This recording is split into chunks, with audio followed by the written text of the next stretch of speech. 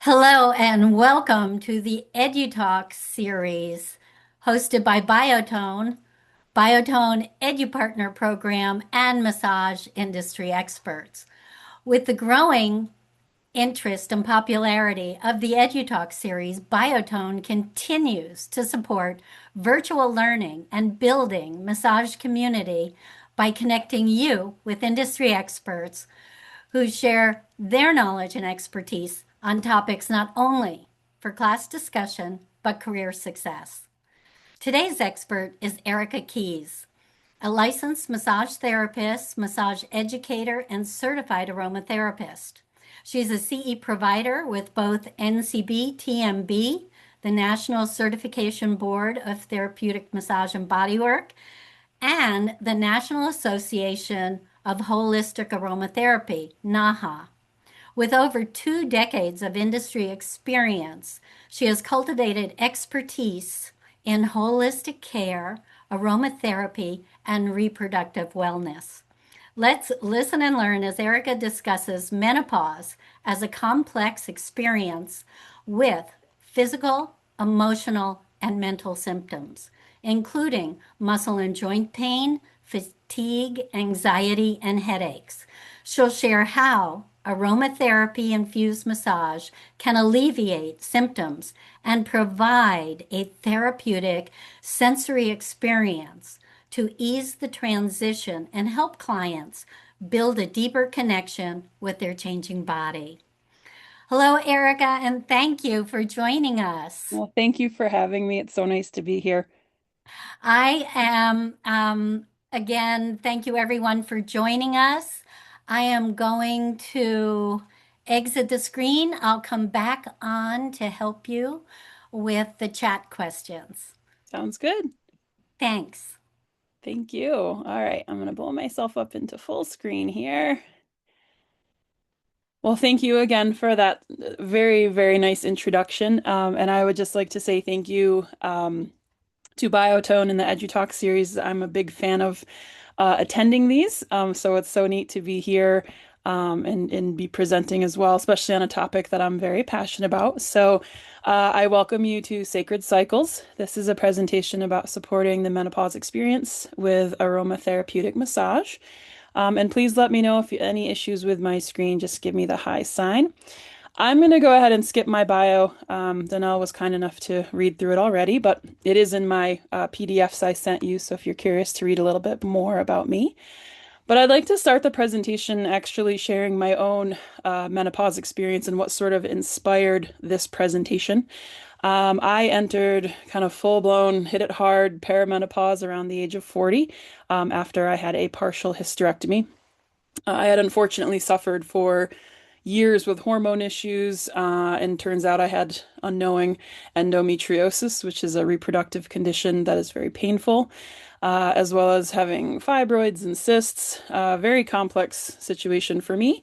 So the partial hysterectomy certainly was helpful to address those issues, but put me right into the beginnings of menopause. And I was really not prepared for the symptoms that accompanied that. So your typical hot flashes and night sweats. But then there was these other symptoms that I had not been aware of. No one had ever told me, no one really was talking about it, including changes in my hair and my skin and my voice, not to mention fatigue. And just kind of navigating that experience, feeling like I was uh, without any guidance was really unbelievable. And the whole time thinking, gosh, why are we not really talking about this with our massage clients?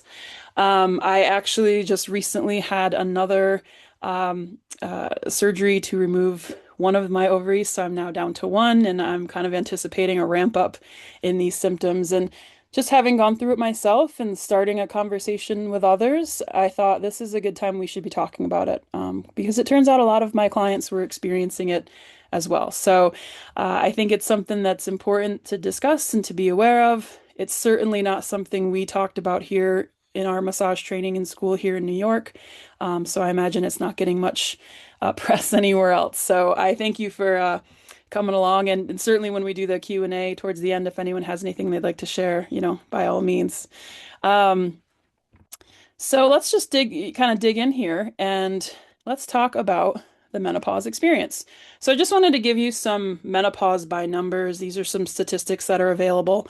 And certainly, this involves women as well as, if those of you that work with the trans population, certainly those assigned female at birth, but maybe don't identify as such. But I just wanted to give you some numbers here, just so you can see what we're dealing with. So nearly 6,000 women daily, or close to 2 million a year, come into active menopause, and that's according to the Mayo Clinic. That's a pretty substantial number of people. According to the North American Menopause Society, nearly 1 billion women will be in perimenopause by 2025. So I made this presentation going on to almost 2 years ago now, so we're past that. Average age of a menopausal client is 51. Okay, perimenopause is in the early 40s. And with an average life expectancy of 81, women will spend almost half their life in this sort of menopause phase. And I'm calling it the menopause phase or experience because it isn't just sort of a set date. And for many of your clients, you'll find it's going to last a very long time. Okay, so it's a large number of people. Okay, compare those to our numbers for massage, and we know that about 70% of spa goers or massage clients right now are women or menopausal clients, I'll say. 37% of massage clients around now are that baby boomer generation. Okay, so the clients that are, the younger baby boomers are now coming into that menopausal age. Close to 75% of massage therapists are folks who could experience menopause. And 44% of massage therapists are right in that sweet spot between ages 35 and 64. So when you compare those two, you go, man, we have a lot of the population of massage clients who are going through this menopause experience. We have all of these practitioners who could be going through it, but we're not talking about it. So I think it's really important that it's something that needs to be addressed, both in just general conversation, pathology classes, and having this deeper understanding of this incredible experience that so many of us are sharing. And we do have to ask ourselves, like, where is it? Why are we not talking about it? I talk about this in my other reproductive classes. Even in massage school, we never talked about things like periods, period pain, any kind of reproduction. We all touch on prenatal, but that's about it. Why aren't we talking about menopause when it's obviously this big shared experience that has all of these ramifications? Most of our intake forms don't discuss anything about reproductive health, and we're certainly not talking about it. So, how is it we, as practitioners, can provide adequate treatment that's supportive enough if we really don't understand it? And certainly for our therapists in the industry who will not go through menopause, they're going into it with even less reference points. So again, very important, and I think it's long overdue. So the presentation today, I'm going to talk a little bit about what exactly is menopause and perimenopause. We'll touch on hormones and some of the cycles the body goes through. And we'll talk about the symptoms because that's really the symptom picture when we're meeting with clients and going through their intake. This is what they'll be presenting with. But it's also important to talk about the stigma around menopause and how talking about it is hopefully changing that stigma. I will discuss some treatment recommendations and contraindications. Luckily, there are not too many. And then we'll also talk about reproductive pathologies, and if time allows, kind of what clients are doing on their own and how we can support that process. So I did want to highlight a couple of key hormones. For many of you, this will just be review, but just kind of bear with me.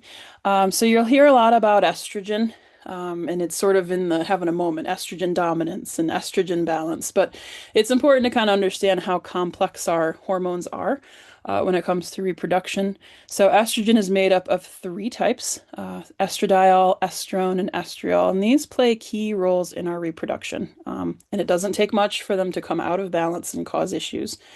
So just to highlight these, estradiol is the estrogen that's most often used in hormone replacement therapy. So this is what helps sort of maintain and matures our reproductive system, so sort of ramps up in our late teen years.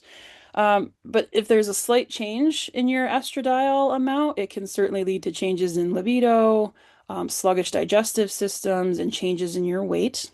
Okay. The weakest estrogen is estrone. So this is found more in postmenopausal clients, and low levels of this may lead to osteoporosis. And then, of course, progesterone, which is what helps prepare the body for potential pregnancy. High levels of this can impede ovulation, while low levels can result in abnormal menstruation as well as frequent miscarriage. So it does seem a little criminal to have to, take the complexity of hormones and put it on just a single slide. But I just wanted to give you kind of a brief refresher here that there isn't just one estrogen, there's actually three. Estriol isn't as well known and they just don't research it enough. So that's kind of why I didn't highlight it in this particular slide. But just take away from this that there are varying levels. Some ramp up earlier in life, some later. And that a typical hormone test will maybe only test one of these. So for clients who are really looking to find out exactly what's going on with their hormone levels, it may be helpful to have a more advanced test. And certainly the medications that will be used for clients struggling through hormone loss, will use variations of these.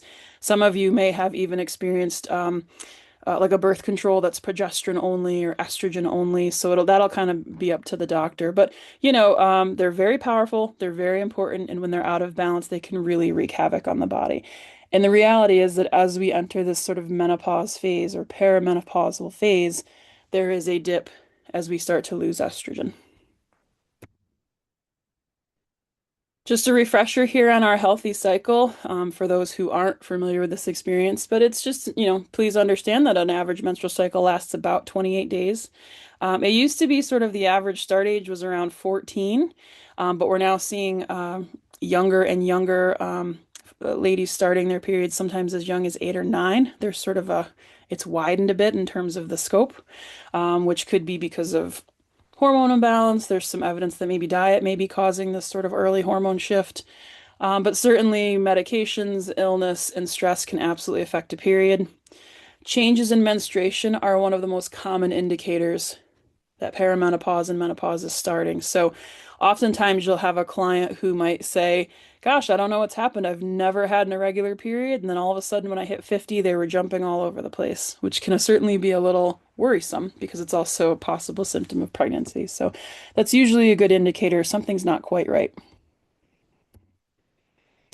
So when we say menopause, what are we actually talking about? Well, actual menopause is the cessation of menses. So once you have gone a full, they usually say 12 months with no period, you are officially in menopause. So once a client is in full menopause, eggs are no longer produced, estrogen levels completely deplete, and a pregnancy is no longer possible. The average age of menopause, as I said, is 51, but we're starting to see women getting it later and later, as well as starting it earlier and earlier. But we're in more and more symptoms ramping up for folks in their 40s. So perimenopause, 8 or 9 years ago, you never even really heard this term. It was just menopause, which sort of gave the essence of like, you're not in menopause and then you are, like it was that defined. But perimenopause has become a term that's very recognizable now, because of social media and celebrities talking about it. And what they call perimenopause is sort of this phase when the menopause experience sort of starts. We start to experience a drop in estrogen. We start to have those irregular periods. We start to have all these different symptoms, but can still certainly have a period, can still certainly have a pregnancy. And for some clients, this can go on for a very long time. So we know that there are close to 35 symptoms associated with perimenopause, but 20% of clients will have no symptoms. So that's, they're the lucky, the lucky few who seem to go into it pretty easily. In some cases, they believe it begins as early as age 35. But what can be a little confusing and complex about perimenopause is that some of these symptoms can mimic autoimmune disorders. So it's very common to have a client come in and go, I don't know what's wrong with me. Like, I don't feel well and I'm not sleeping. I'm not doing anything different. And they'll run to the doctor thinking, gosh, am I developing lupus or am I getting, chronic fatigue syndrome, fibromyalgia? And the reality is that their body's now going through this hormone experience. So it's very common to get misdiagnosed. It's very common for doctors to say you're too young for perimenopause, even though they check all the boxes. Unfortunately, there's just not a ton known about women's health, and they just don't spend a lot of time on it. So it can be a confusing time for folks for sure. So I wanted to go through some of these menopause experience or perimenopause symptom picture because for many we tend to think of just hot flashes. That's kind of what I assumed it would be before I was going through it. So certainly the hot flash is the big one everybody talks about. It's sort of you out of nowhere feel feverish and it sort of starts from your toes and works its way up and you suddenly become very warm and flush. And you can have hot flashes throughout the day, several times a day. You can have them at night. It's very uncomfortable. I'm not just talking about getting a little warm. I mean, full blown. I have to take my jacket off and I look like I just ran a lap around the block. It's like out of nowhere. So uncomfortable, annoying, frustrating for sure. Night sweats are the other big common one we tend to talk about. That's where you wake up in the middle of the night, completely drenched, have to change your nightgown. I had a client who told me she used to have to put a towel down because she would just soak through her bed sheets. It was that intense. So going beyond just feeling a little bit warm. And those are the ones we talk about, but the reality is there are many, including things like hair loss or thinning hair. Obviously, those are regular periods. Okay. Pelvic pain or feeling like a heavy inflamed sensation. Some clients will report having facial hair growth. So the next thing you know, they're getting hair like on their lower face or their jaw. Muscle and joint pain. So this is kind of where we can shine as massage therapists because all of a sudden, out of nowhere, I just have this achy soreness. I can't seem to shake it. Almost flu-like is how some of the clients describe it. Certainly changes in libido with a tendency towards less libido. Um, Deep, heavy fatigue. Again, that's why a lot of clients are concerned that maybe they've developed like a Lyme disease or chronic fatigue or rheumatoid arthritis because they're just so tired. And really, it's hormonal.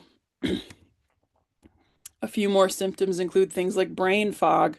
I remember when I was pregnant years ago that they said, "Yo, pregnancy brain." Well, now this is like menopause brain. It's you open the fridge door and can't remember what you went in there for, you know?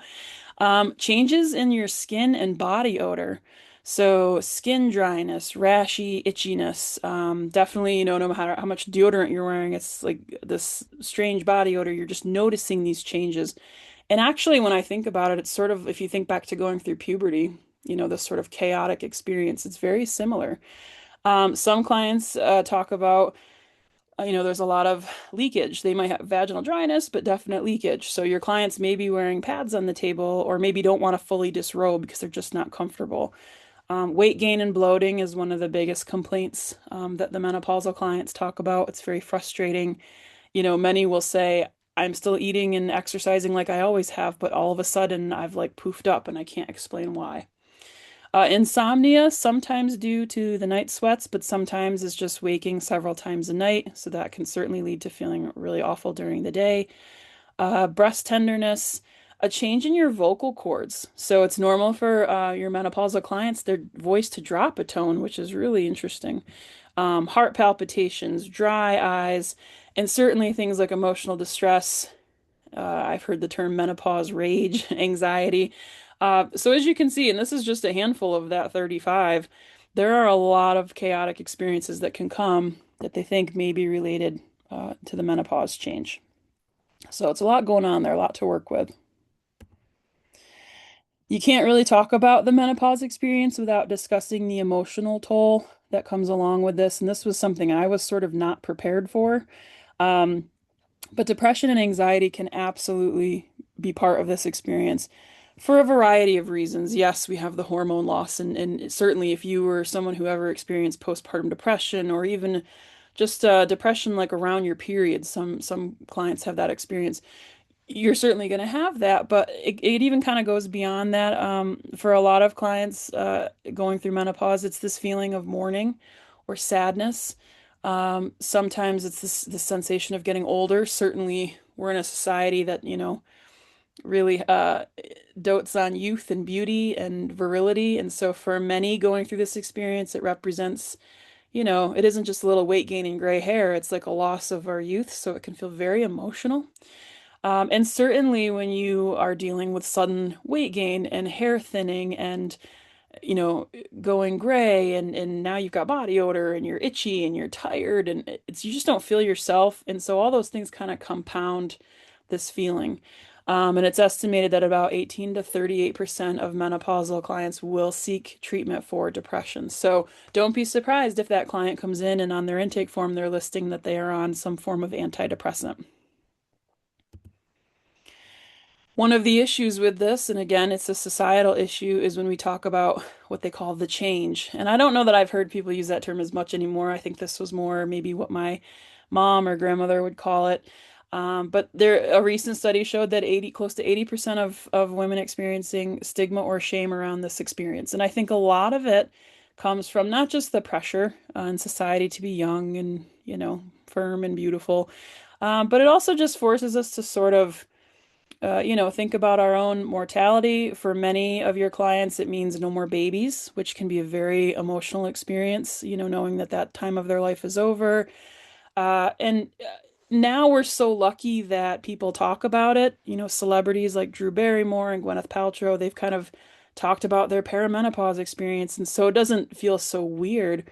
But ask any baby boomer, if they were talked to by their mothers about anything having to do with reproduction, not just menopause, and most of them will tell you, no, you don't talk about it. It was sort of like nobody discussed it. And so when we don't talk about something like that, it can feel very isolating. So for a lot of your clients going through this, they may be struggling with a little bit of that as well, especially if their anxiety and depression is heavy. It's now affecting maybe their spouse or their children or their friends. So, there's a lot to go through there. And you'll also find that many of your clients are very much brushed off by their regular physicians. They're told, don't worry about it. It's just menopause. It's normal. You'll get through it. One of my clients shared that when she went to her doctor about it, her doctor said, just take up a yoga class, which I'm a huge fan of yoga, but I feel that needs a little bit more. This is a much more complex situation than that. So, I think it's important, again, the more we talk about it and say, listen, this is nothing to be ashamed of. This is something we're all going to go through, and let's just get through it together and figure out how to take care of ourselves through that process. I think it'll help across the board. I did want to touch on early menopause. So this is what happens when a client has menopause. Usually it has to do with post-hysterectomy or some sort of estrogen insufficiency. So the concern with doing those kinds of procedures on a client who's too young is that because they do feel it can lead to cognitive issues, bone loss, and sexual dysfunction, maybe even fertility issues later on, and a possible higher risk of cancer. So it's really important, if your client has unfortunately had to have maybe a hysterectomy in their 20s. I have a client who's a cancer survivor who had to have that. It was really important. Her and her doctor had to come up with a good plan for HRT because she was only 27. That's considered way, way too young. So some of your clients may be struggling with that as well, which can just kind of compound that experience. I always think it's a good idea to know what kind of medications our clients are on before we work on them. So I think, in terms of this conversation, knowing what your client is possibly taking is important. HRT or hormone replacement therapy this is commonly prescribed, and it tends to use either an estrogen only or a combination of those hormones to sort of ease that menopause experience.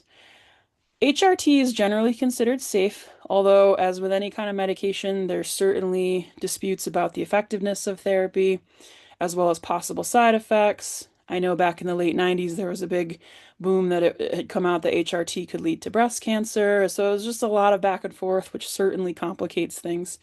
But I think it's important that the client speak to their physician, come up with a plan that works best. I find for my clientele, about half have tried to do it more sort of natural holistic. Others have said, no, I'm going to go this way. They're both confident in their decisions. You have to really do what's best, for you as the client going through it. But it's just important to know, make sure you understand what they're on. Sometimes an over-the-counter, like an estrogen, which are a little more natural supplements, may be recommended. Sometimes there is the link with antidepressants. I made this presentation, I probably should update it because a lot of clients in the menopause experience are now being prescribed GLP-1s. So there's certainly something that's going to be to keep an eye out for and see how that plays out. So again, just understand, make sure you know what the client is taking prior to work, and for some, it may be a game changer. Really quickly, I'm just going to touch on a couple reproductive pathologies that can sometimes exacerbate that or start the menopause experience early. So things like polycystic ovarian syndrome, uterine prolapse, endometriosis, or one called adenomyosis, the presence of uterine fibroids, any kind of uterine, endometrial, or ovarian cancer, as well as pregnancy or that surgical intervention. So there's a lot, again, some of these you may never have even heard of. That's okay. But it's just really important to have that health history for the client because some of these conditions will ramp up those symptoms or start them sooner. And I just want to touch briefly on a hysterectomy. Again, if you're not familiar with this, because this certainly can lead to onset or premature menopause. But the hysterectomy is a procedure that removes some or all of those reproductive organs. A full or what's called a radical hysterectomy tends to include everything: uterus, ovaries, fallopian tubes, cervix. A partial might leave ovaries or tubes or the cervix or any combination of that. The one that I had was a partial. I was left with only ovaries. And then, like I said, I just had what's called an oophorectomy. That's where they go in and take an ovary out. That may be problematic. So I still have one. So they're hoping to kind of ease me into this transition. But for some of your clients, if they have a hysterectomy at 37, they're going to go full into menopause if that's the case. So just, it's important to understand that. Massage generally can be performed 6 to 8 weeks post-surgery for traditional style work. But for those of you that do things like lymphatic drainage, you certainly might be able to work sooner. So we're seeing a lot more of these on the intake forms. The numbers of hysterectomy recipients is going up. So certainly you want to make sure that you are aware that that's a potential situation. So before we dive into the aromatherapy aspect of this, I just wanted to touch on some of the holistic support because we're seeing a lot of clients turning towards more natural help for the experience, especially before they go a little more into HRT. But things like yoga have been shown to be helpful for the physical pain of menopause, which, it's good for grounding and breathing and stretching and maybe a little more gentle than some of the heavier workouts. Acupuncture is also an excellent modality for managing things like hot flashes and balancing those hormones. A good acupuncturist might even be able to provide herbal support, which tends to be out of our scope of practice. So acupuncture can be wonderful. You may see that a lot of your clients are taking supplements, things like calcium and magnesium. So just have an awareness of what those are and why they're prescribed. And there is some evidence that diet and lifestyle can certainly help. I know a lot of my clients have adopted, like a Mediterranean diet or an anti-inflammatory diet, to sort of help mitigate some of those symptoms. So I just always like to remind you it's good to stay within your scope of practice and hopefully have a good referral network so that you can help that client out. So the purpose of this presentation was to talk about the aromatherapy aspect of how we can help with massage with our clients going through this. So we'll touch here on the aromatherapy aspect of this. What we found is that as aromatherapists, that there's essential oils that can really play a supportive role in managing these symptoms and easing pain, as well as sort of creating a sense of grounding and well-being. Topical blends, and when I say that, I mean things like your massage oils or massage lotions, are certainly an excellent way. Inhalation via, a diffuser, can be a nice way to utilize aromatherapy. Certainly, anytime you're using any kind of topical, you want to make sure you're considering their health profile, any allergies, any contraindications. And it's really important to get our essential oils and aroma products from places that are reputable, that have sustainability and ethical practices. As massage therapists, we're using this stuff all day. So it's important that we know what we're using and what we're putting out there as well.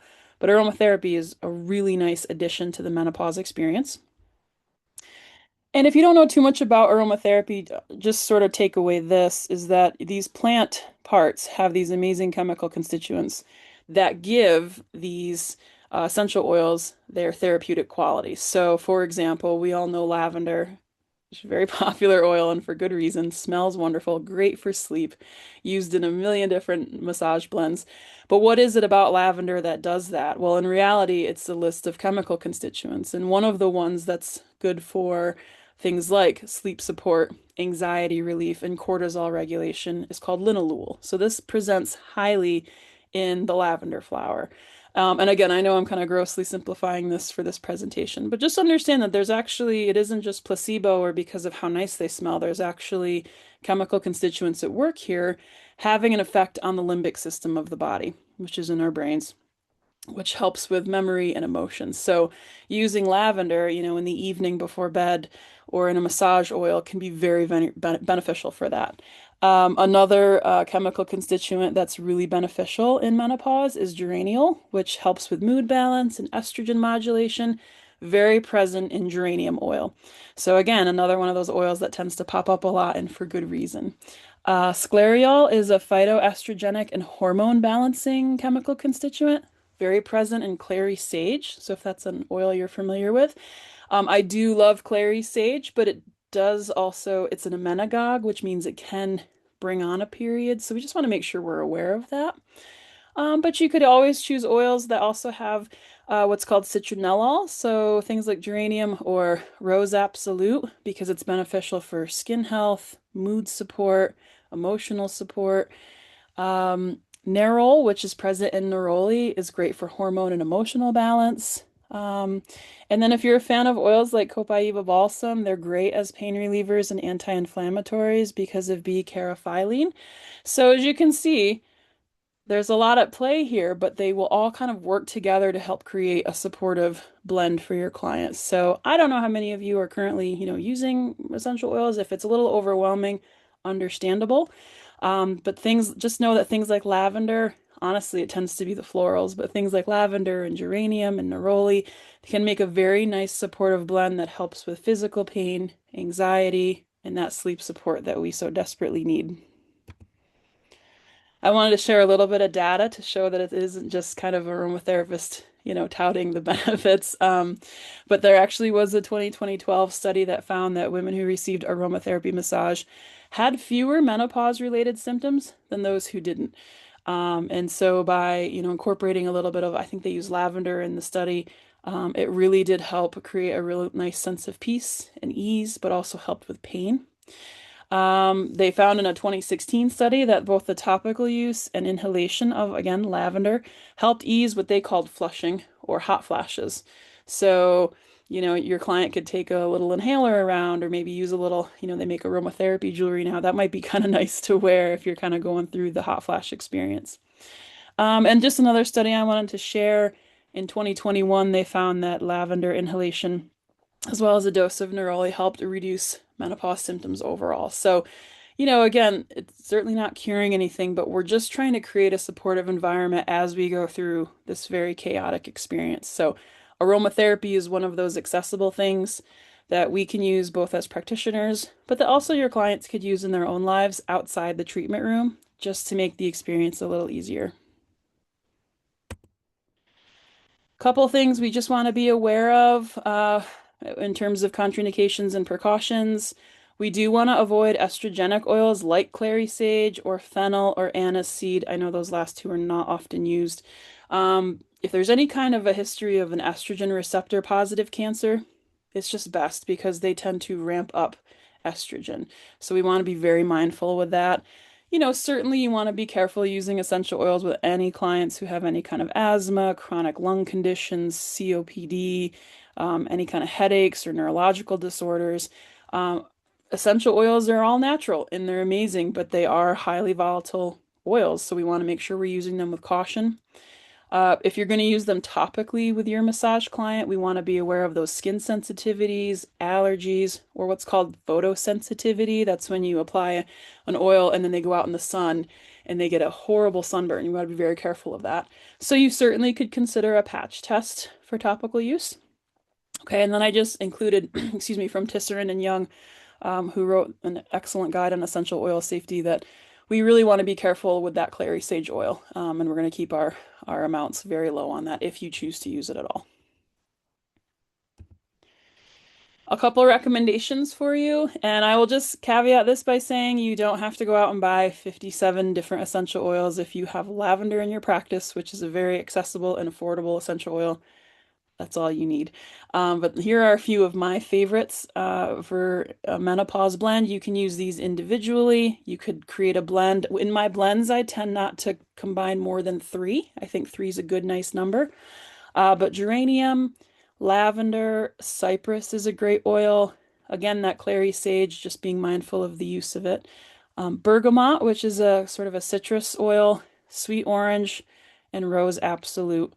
These are some of my favorites. Like I said, you can make a blend of these or just use them individual. What I will say is always make sure we're always going to dilute that essential oil in a carrier. And by carrier, I mean an oil like a vegetable-based oil, something like a grapeseed or a jojoba, or in some sort of unscented lotion or cream. We don't ever want to put it directly on our skin, regardless of what, some companies may say. Skin safety is important for both you and the client. So I like a good 2% dilution with my essential oils. So that's 10 to 12 drops of essential oil per ounce of carrier.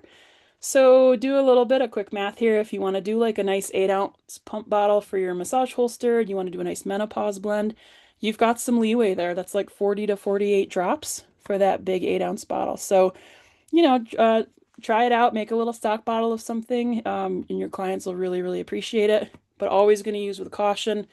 I'd recommend avoiding essential oils with pregnancy, and certainly don't ever use it without the client's consent. Some clients still really prefer unscented. And I just wanted to share, this is in your PDF, but you're certainly welcome to screenshot it. This is one of my favorite blends that I do make. This is in a 1-ounce jojoba, but again, you could certainly adapt this for a full 8-ounce pump bottle, or if you want to swap out your carrier oil, that's great too. And again, good old-fashioned lavender works just fine. You don't have to do anything fancy here. I just want to touch on herbs quickly. I know that most of us are not herbalists, and certainly recommending herbs falls outside of our scope of practice, but I like to highlight these because oftentimes they do show up on a health intake form. So, for example, black cohosh and evening primrose are often recommended for clients by their physicians, in some cases, or if they're seeing a naturopath. These herbs have been found to sort of nourish the uterus, to calm down symptoms. Some clients have a lot of luck with these, others not so much. But I just want you to be familiar with them. So again, black cohosh and evening primrose. Lady's mantle or raspberry leaf are often recommended. Licorice root. Wild yam is one we're seeing a lot because of social media. Everybody's recommending wild yam and wild yam creams. Things like yellow dock, motherwort. Some of your clients may be having soy or not having soy, kind of, it's one of those things that goes one or the other. Things like flaxseed or using castor oil, especially if they're struggling with things like fibroids. So I just want you to be aware if you see them on that intake form, that might be what they're doing either through tablets or maybe they're doing herbal teas. Again, I don't recommend, sometimes the clients will come in and go, what do you think? I ordered this, thing online and it's supposed to be a hormone balancer. I'm very careful about saying yay or nay on that. I recommend, obviously, they work with professionals in those regards. But, again, our clients are looking for answers to feel better without having to necessarily resort to just straight up conventional medical care. So just be familiar if you have an herbalist in your reference, collection that you can refer someone out to, either as an acupuncturist, a registered herbalist, or if something definitely worth considering as a massage therapist if you want to add to your education. Herbs are definitely something a lot of the clients are turning to. So it's just really good to be aware of. And as we start to work towards the end of the presentation, I thought we would just touch on a couple of, how can we tie this all together, essential oils and massage. Um, so one of the things I always tell my classes, whether they're already established therapists or if they're new students, is that Swedish massage works so beautifully for the menopause experience. You don't need 17 different trainings or different modalities. The beautiful work we learned in school works just fine because we can use it to help address that muscle and joint pain, helping them with calmness and anxiety, maybe addressing that digestive discomfort with abdominal massage. And certainly we can cater that session to that client. Okay, just want to be mindful like of their symptoms. So we're not going to be using hot packs and hot stones if that client is in the midst of hot flashes. But the Swedish massage works beautiful because it's great for circulation and it's accessible and it feels very nurturing, which is really kind of what we need in this state. You certainly can consider deeper tissue work. If your client suffers from real deep, musculoskeletal pain and they're comfortable with that deep pressure, so long as there's no contraindications. I'm a huge fan of stretching too, so stretching within that deep work can really help that client out. You'll find a lot of your menopausal clients are trying to work out, they're trying to hit the gym to help with the experience, so they may be suffering even, delayed onset muscle soreness from the workout as well. So, figure out which one works best for you. But if you want to kind of dip your toe outside of those traditional massage waters, techniques like myofascial release are amazing because they're very gentle. It helps us address, you can do some pelvic work with the MFR, especially if that client's menopause experience has been exacerbated by childbirth or surgery. I know for myself, I had a lot of MFR after my hysterectomy, and it was very, very helpful. So certainly that could be a technique that might be worth learning if you don't know it already. I'm also a big fan of techniques that are easy on our bodies, especially after this many years. So other ones you could consider, I love craniosacral work for the menopause experience because it just really, to me, creates a calm base in the midst of a very chaotic time. Reflexology is another one. You could certainly do some footwork with a focus on those reproductive organs. This also works well for the client who maybe is not feeling well enough for a full body massage. Those of you that do cupping, I mean, it's great for the muscle and joint pain, but you could also do some nice, I love doing digestive work with belly cupping. So, certainly some stuff there you can work with. Lymphatic drainage is an incredible modality that works well for especially post-hysterectomy, but also that, just kind of a general maintenance lymphatic work because everything feels very stagnant. And certainly if any of you are, energy workers or Reiki practitioners, things like that, if that's within your scope, certainly something to consider. So we have a lot in our toolbox. The key is catering it to the client's needs. For time purposes, I'm not going to go through each of the acupressure points. I just wanted to list them here for you, and they are in that PDF for those of you that do like to do a little bit of acupressure. These are great, not only to support the experience, but for the, show the clients where to work and they can work on themselves in between table time.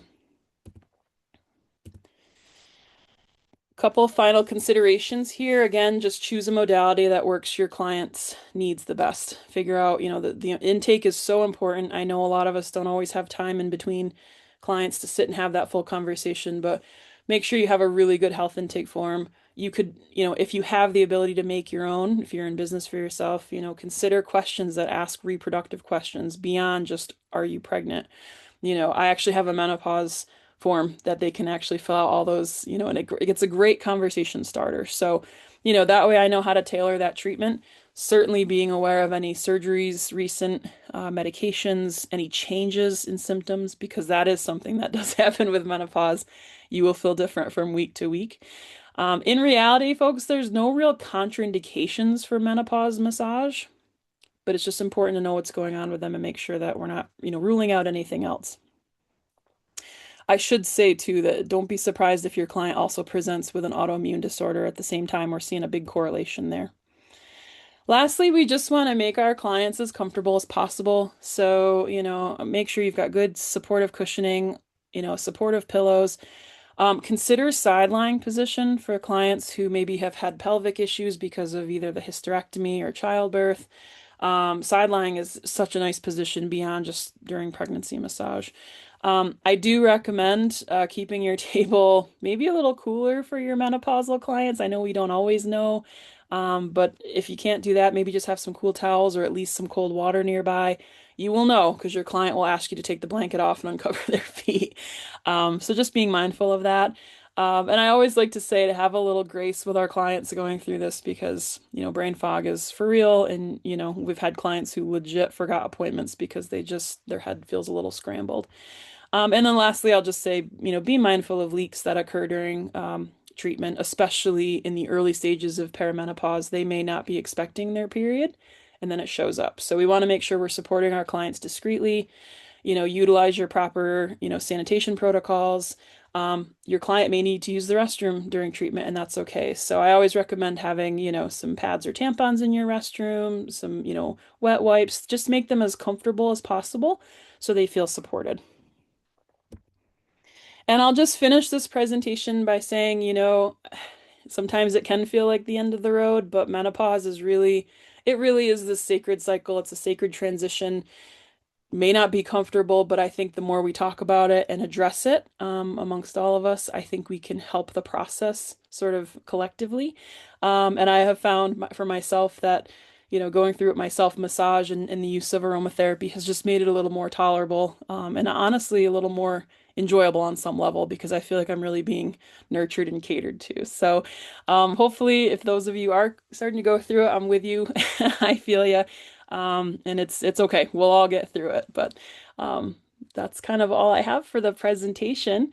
Um, I do have some great references in the back of the packet. So when then I'll send that to you. You can see some great articles that were written.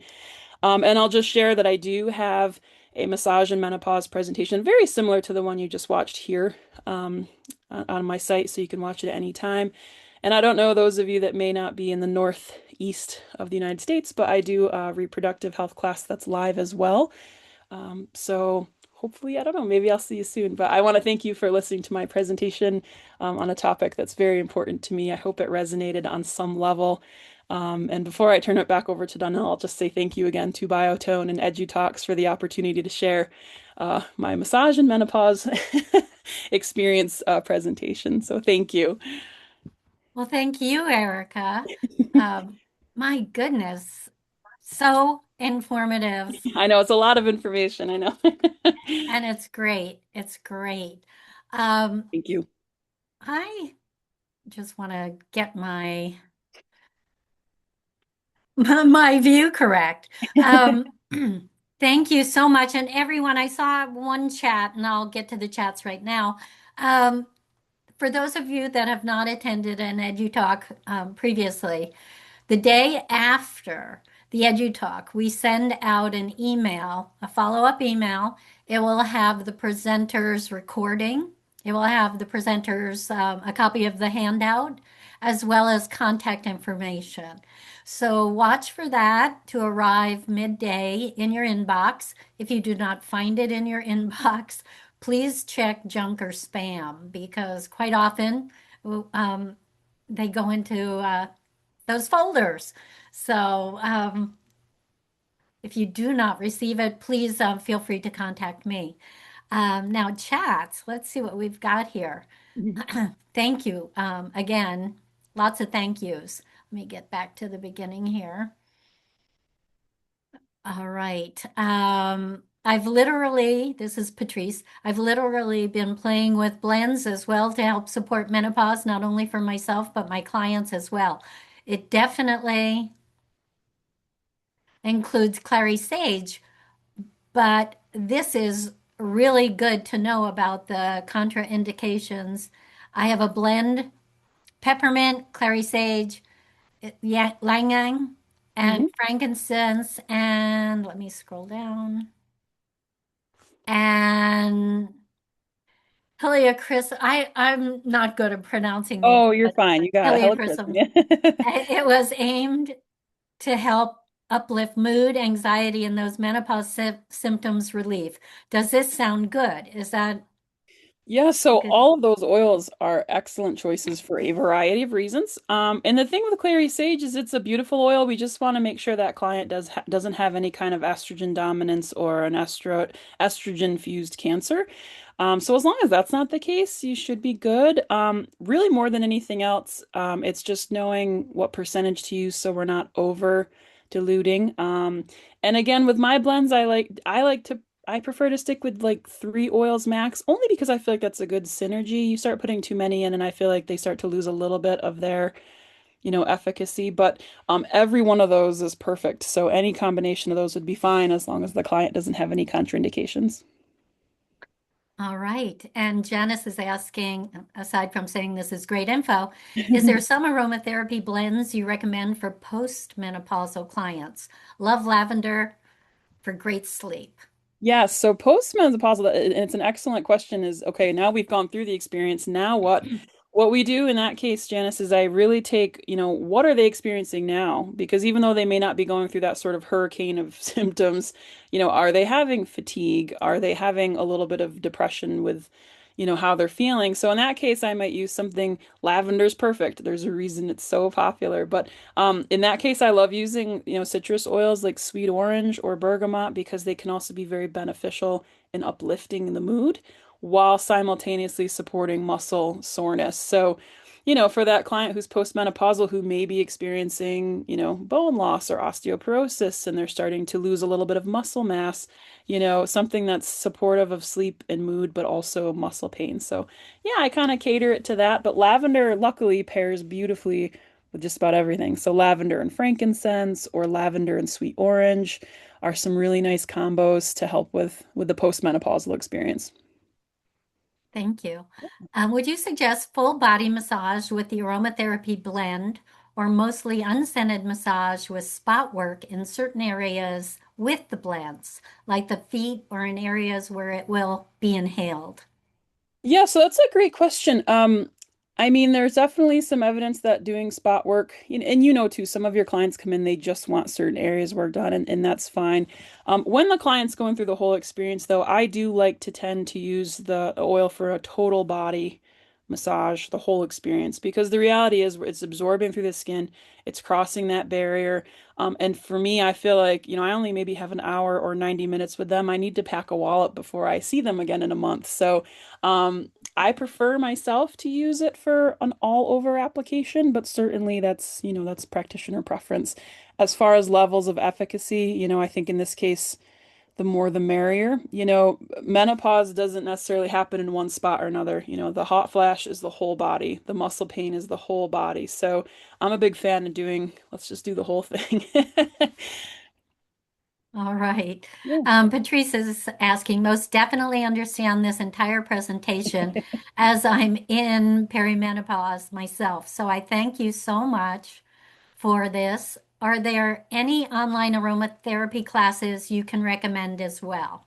Thank you, Patrice. Yeah, so right on my own website, I do have a couple of short free videos. Anybody can watch them on things like essential oil safety.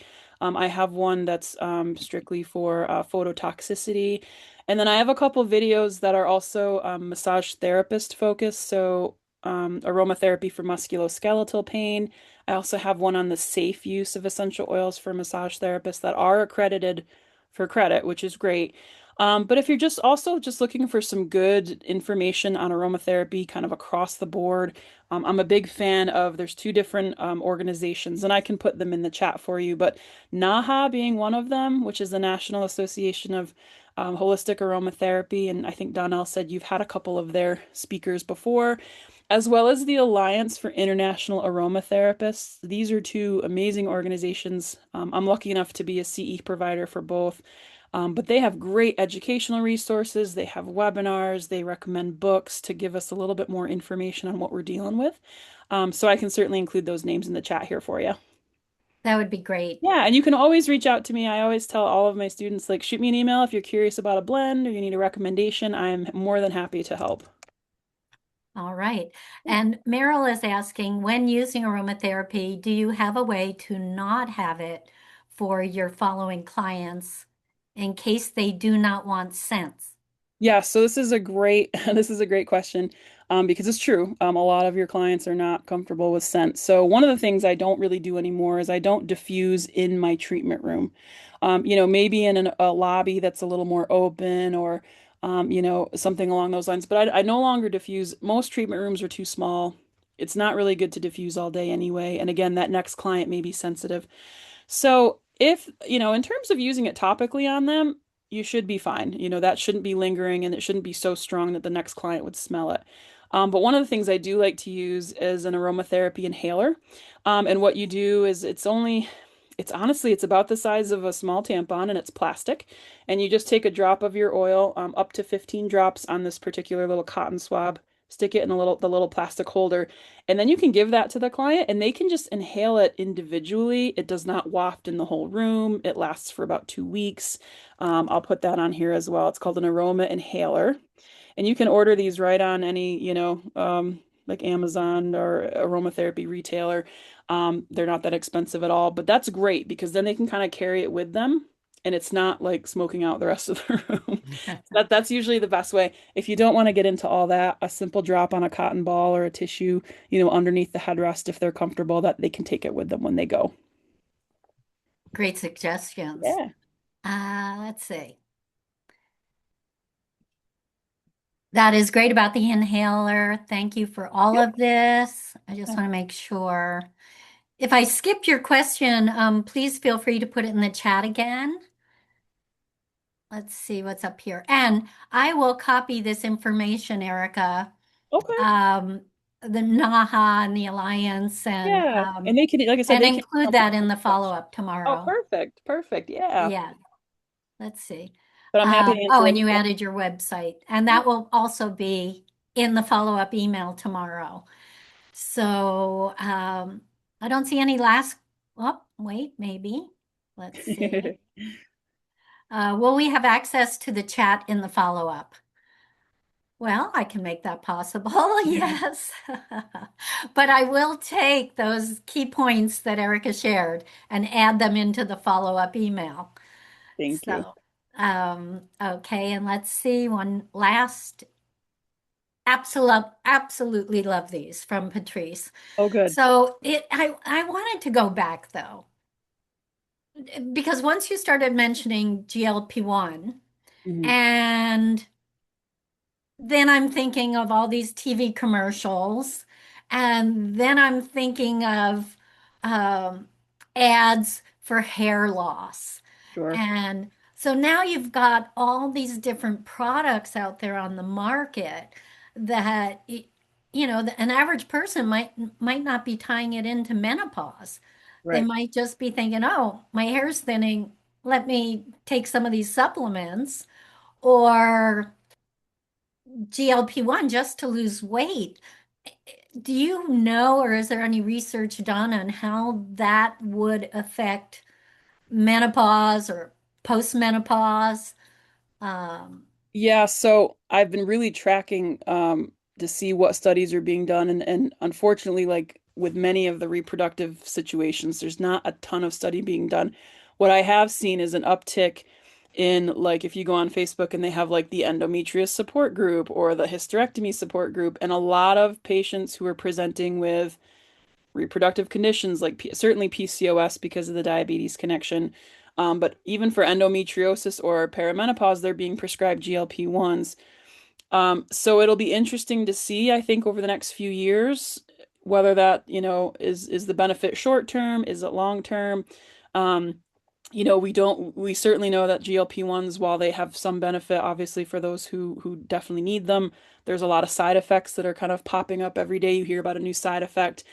How does that counterbalance with our hormones? Unfortunately, I don't really know, and I'm hopeful that it's not a detriment to it, but it kind of remains to be seen.